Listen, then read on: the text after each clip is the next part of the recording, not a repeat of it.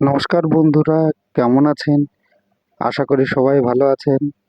আমি একদম ভালো নেই। দেখতে পাচ্ছেন আমাদের ধানের বস্তাগুলো কিভাবে ইঁদুরে ফুটো করে খেয়ে নিচ্ছে। ধানের বস্তাগুলো প্রথমে একটি করে ইট দিয়ে তার উপরে কিছু বাঁশ দিয়ে রাখা ছিল, সেই জন্যে ইঁদুরে ফুটো করে খেয়ে নিচ্ছিল। ইঁদুরে যাতে আর না খেতে পারে তার জন্য একটু উঁচু করে মাচা তৈরি করতে হবে। মাচা তৈরি করে বস্তাগুলি তার উপরে রাখতে হবে। তাই আমরা প্রথমে চলে যাব আমাদের বাঁশঝাড়ে।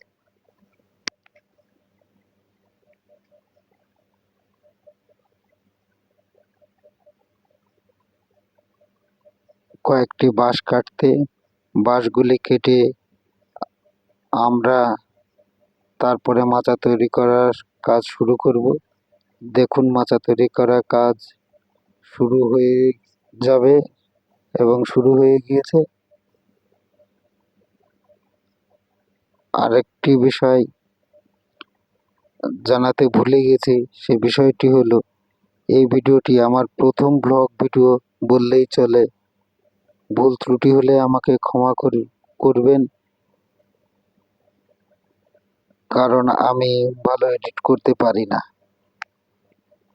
আর বেশি কথা বলবো না, এখন শুধু কাজটি দেখাবো।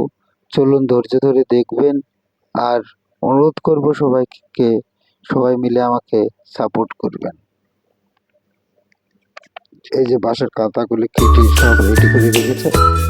এখন দেখুন, ধানের বস্তাগুলো সরিয়ে দিচ্ছিলাম, একে একে সব সরিয়ে তারপর উপরে রেখে।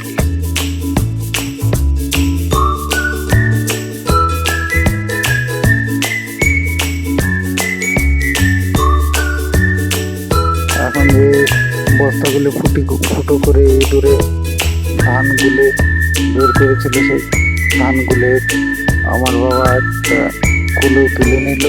এরপর গর্ত খোঁড়া শুরু করে দিলাম।